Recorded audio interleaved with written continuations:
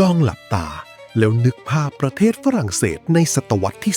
17 ยุคของกษัตริย์ที่ยิ่งใหญ่ที่สุดอย่างพระเจ้าหลุยส์ที่ 14 ยุคที่ผู้หญิงถูกคาดหวังให้ใส่คอร์เซ็ตรัดติ้ว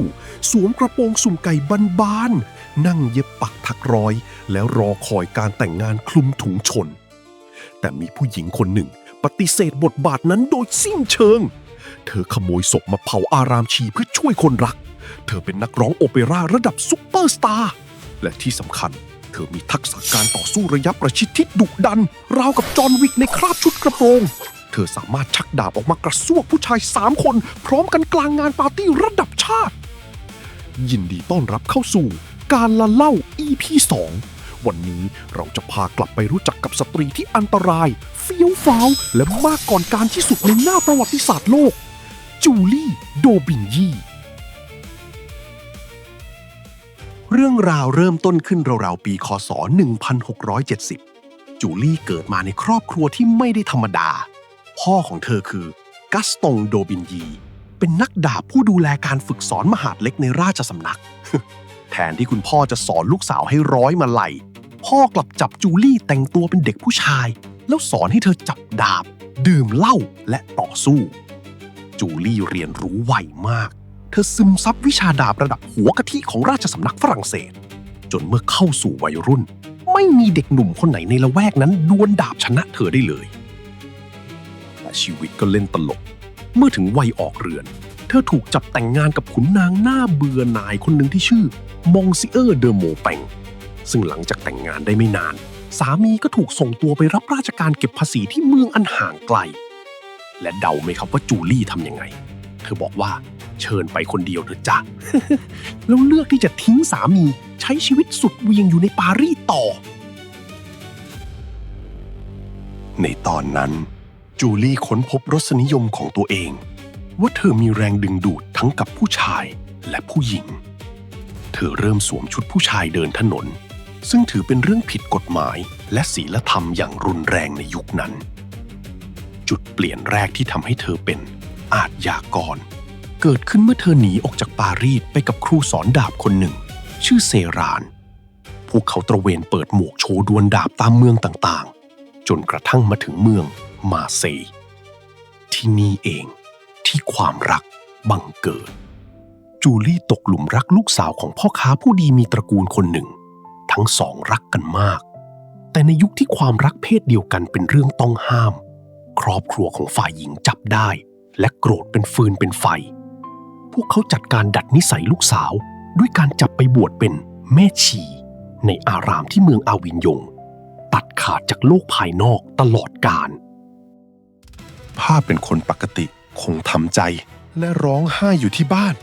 แต่ไม่ใช่กับจูลี่ครับเธอวางแผนการที่บ้าบิ่นที่สุดในประวัติศาสตร์เธอเดินทางไปที่อารามนั้นทำทีเป็นหญิงสาวผู้สำนึกบาปและขอสมัครบวชเป็นแม่ชี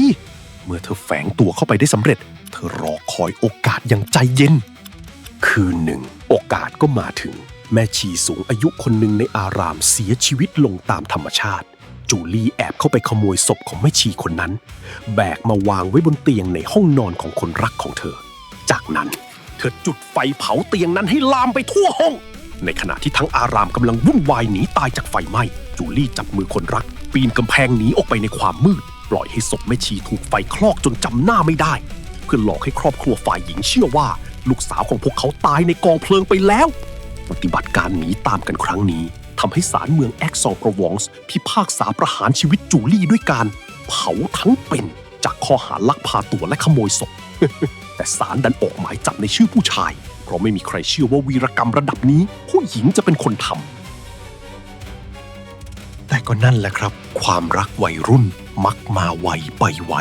หลังจากหนีมาอยู่ด้วยกันได้ไม่กี่เดือนหญิงสาวคนนั้นก็เบื่อชีวิตหลบๆซ่อนๆและขอกลับไปหาครอบครัวจูลี่จึงต้องกลับมาเดินทางอย่างโดดเดี่ยวอีกครั้งในฐานะนักโทษหนีคดีจูลี่ระหกระเหินไปเรื่อยๆจนกระทั่งค้นพบพรสวรรค์อีกอย่างของตัวเองนั่นคือเสียงร้องเธอไม่ได้มีเสียงแหลมสูงปรี๊ดเหมือนนักร้องหญิงทั่วไป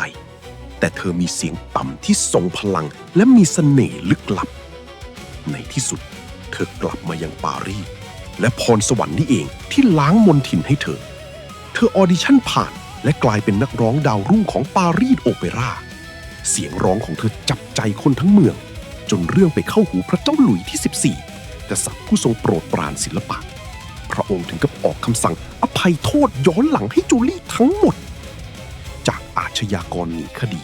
กลายเป็นศิลปินเบอร์1ของประเทศจูลี่หรือที่ในวงการเรียกว่าลาโมแปง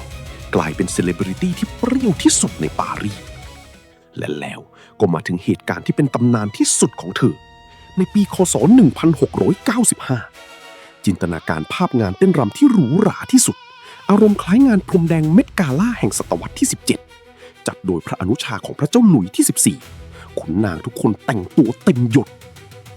จูลี่ปรากฏตัวในชุดสูทผู้ชายที่ตัดเย็บอย่างประณีตเธอกลายเป็นจุดสนใจของทุกคน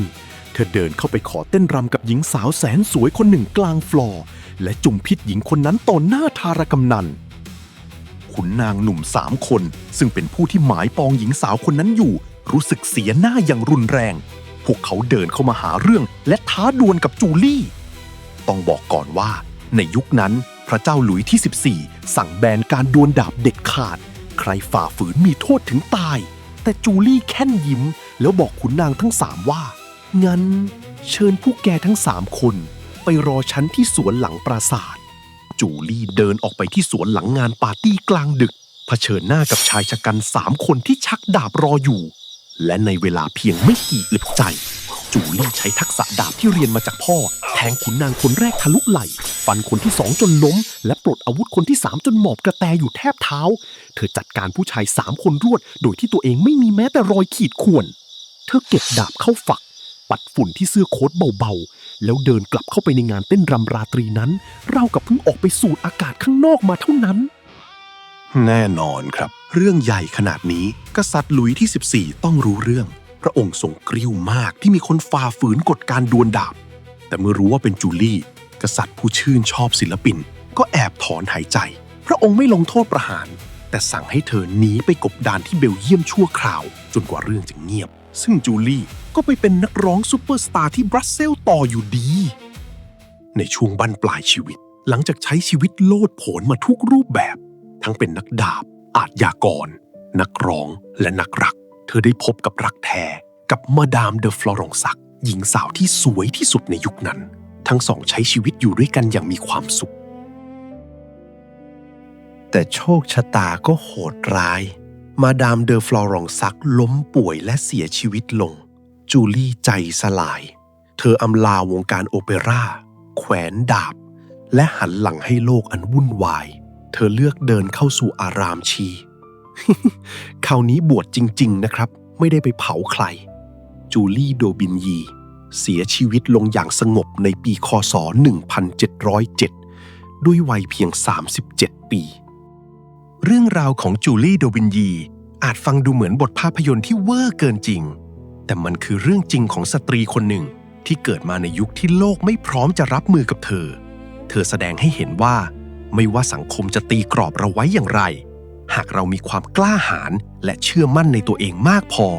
เราก็สามารถเป็นผู้กำกับบทบาทชีวิตของตัวเองได้ แม้ว่าการเป็นผู้กำกับนั้นอาจจะต้องแลกมาด้วยการดวลดาบนับครั้งไม่ถ้วนก็ตามแล้วคุณล่ะครับถ้าคุณย้อนเวลากลับไปเจอเธอในงานเต้นรำคืนนั้นคุณจะกล้าเดินเข้าไปขอเธอเต้นรำหรือเปล่าคอมเมนต์บอกเราหน่อยนะครับถ้าชอบประวัติศาสตร์ที่เล่าสนุกเหมือนดูหนังแบบนี้อย่าลืมกดไลค์กดแชร์และกดติดตามช่องของเราสำหรับวันนี้การละเล่าขอลาไปก่อนสวัสดีครับ